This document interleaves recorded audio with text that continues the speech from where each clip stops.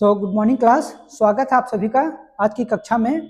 आज की कक्षा में हम जो है समाज शास्त्र जो मुख्य सब्जेक्ट है, जो डीएससी और जी का मुख्य सब्जेक्ट है, उसका एक टॉपिक है समिति, उस पर चर्चा करेंगे। समिति जिसको जो है अंग्रेजी में कमेटी नाम से जाना जाता है या एसोसिएशन या संगठन आदि नाम से भी जाना जाता है। ठीक है, तो उसके बारे में पढ़ेंगे। तो देखो, समिति का अर्थ होता है, समिति उन व्यक्तियों का समूह है जो किन्हीं निश्चित उद्देश्य या लक्ष्य प्राप्ति के लिए साथ साथ मिलकर कार्य करते हैं। ठीक है, तो दो लाइन में कहा जाए तो ये इसका अर्थ है।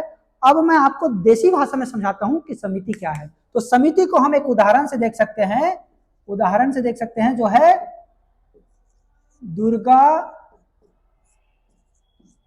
उत्सव समिति। ठीक है, तो ये दुर्गा उत्सव समिति जो है, इसमें जो विशेषताएं पाई जाएंगी वही समिति में विशेषताएं पाई जाएंगी। ठीक है, तो देखिए, दुर्गा उत्सव समिति आप जानते हैं कि समिति व्यक्तियों का समूह है, ये बोला गया है। तो भाई, दुर्गा के उत्सव को मनाने के लिए जो समिति बनती है, तो एक आदमी तो नहीं बनाता, उसमें 4-5 लोग होते हैं ना। जैसे एक अध्यक्ष हो जाएगा, कुछ लोग जो की जिम्मेदारी दी जाएगी कि वो चंदा इकट्ठा करें, है ना, कुछ जो है प्रसाद इकट्ठा करने के लिए उनकी जिम्मेदारी दी जाती है, कुछ को पंडाल की व्यवस्था के लिए जिम्मेदारी दी जाती है। तो अलग अलग ऐसे जो है जिम्मेदारी दी जाती है। तो इन सब से मिलकर के क्या बनता है, समिति बनती है। तो व्यक्तियों का समूह हो गया, मतलब अकेले व्यक्ति नहीं बनाता है, समिति व्यक्तियों का समूह है। ठीक है, जो किसी निश्चित उद्देश्य या लक्ष्य प्राप्ति के लिए साथ साथ मिलकर कार्य करते हैं। तो यहाँ पे उद्देश्य क्या हो गया, उद्देश्य है दुर्गा जी का उत्सव मनाना। ठीक है, माँ दुर्गा का उत्सव मनाना ही हमारा उद्देश्य है। तो वो लोग मिलकर के कार्य करते हैं।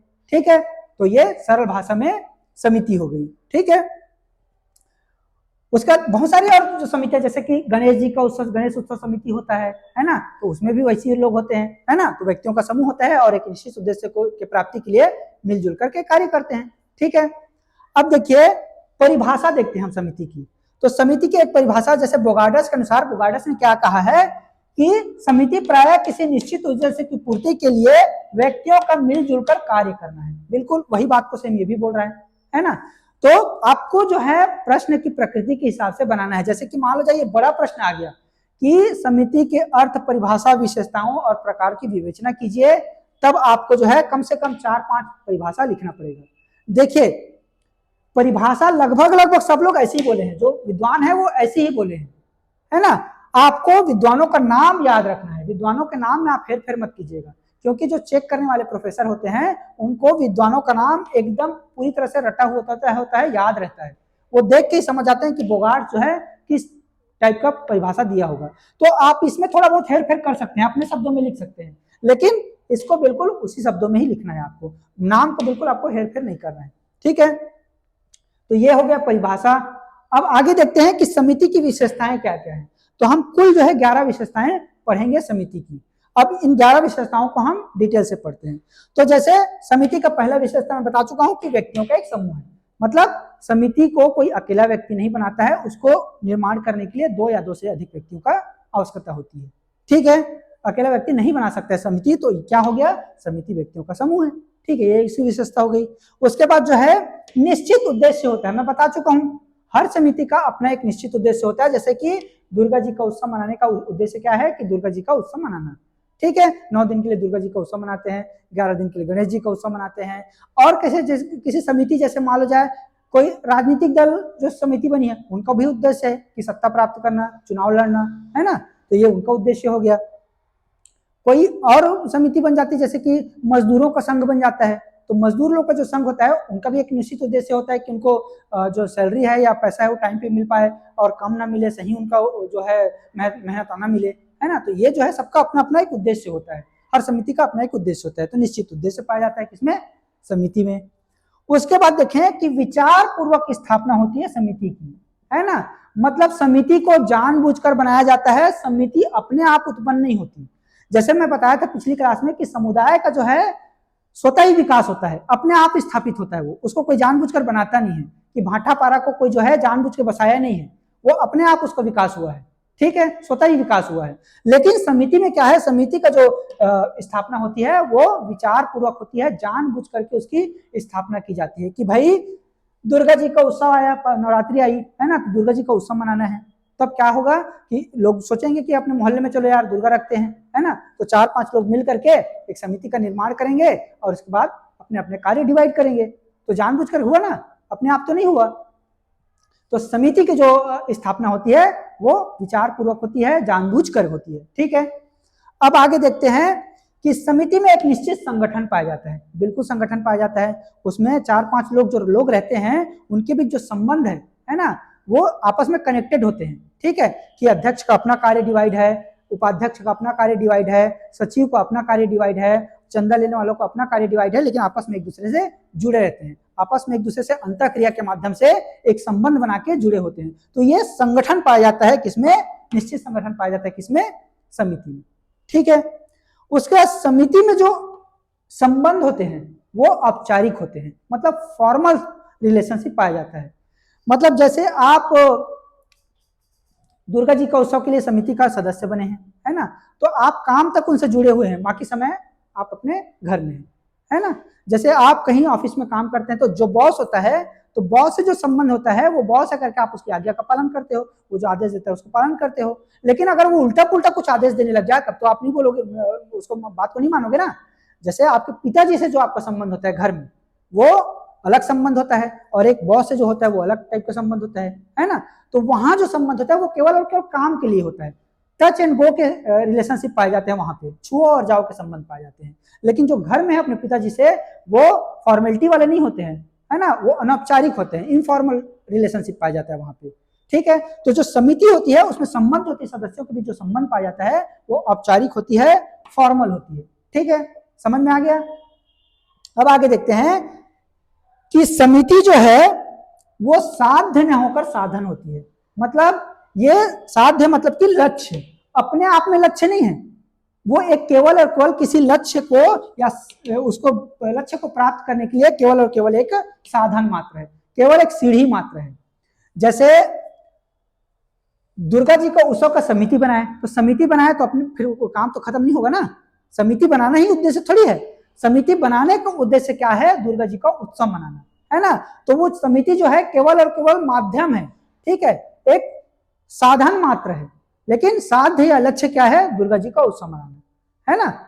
तो ये होता है समिति में। तो समिति का जो है होती है वो केवल और केवल साधन होती है, साध्य नहीं होता है, लक्ष्य नहीं होता अपने आप में। ठीक है, उसके बाद आगे देखते हैं कि जो समिति होती है वो मूर्त संगठन है, मतलब समिति को हम खुली आंखों से देख सकते हैं। जैसा मैं बताया था ना कि जैसे समाज है, तो समाज को हम खुली आंखों से नहीं देख सकते, क्योंकि सामाजिक संबंधों से मिलकर समाज बनता है।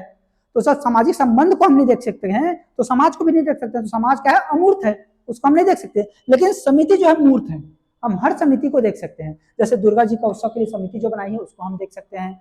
कोई राजनीतिक दल पार्टी का समिति है उसको देख सकते हैं, जैसे कि कांग्रेस है तो उसका हम चिन्ह देख सकते हैं, उसके सदस्य देख सकते हैं, है ना, तो ये सब देख सकते हैं। तो समिति जो होती है वो मूर्त होती है। ठीक है, उसका समिति में सहयोग की भावना पाई जाती है, तो ये सबसे इंपॉर्टेंट है।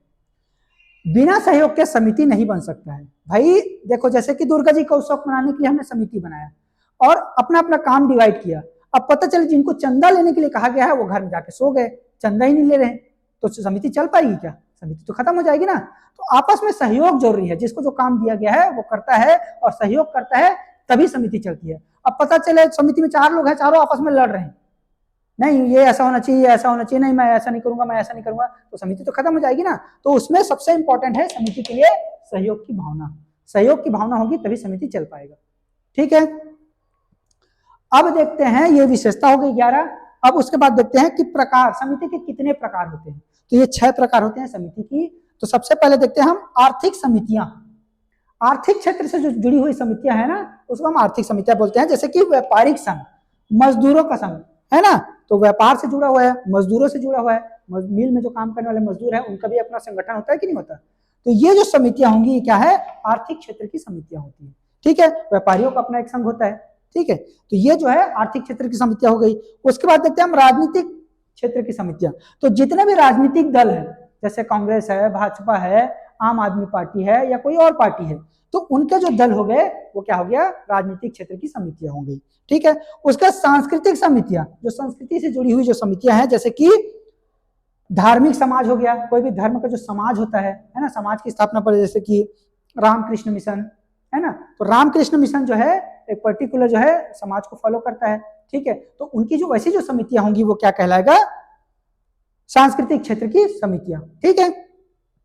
उसके बाद देखते हैं हम शैक्षणिक समितियां, जो शिक्षा से जुड़ी हुई समितियां हैं, जैसे कि महाविद्यालय हो गया है ना, महाविद्यालय में एक प्राचार्य होगा, फिर प्रोफेसर होंगे, फिर उनके नीचे और कर्मचारी होंगे, फिर सहायक जो प्रोफेसर होंगे वो होंगे, है ना, बाकी जो कर्मचारी, तो ये एक समिति का निर्माण करती है, तो महाविद्यालय भी एक समिति है।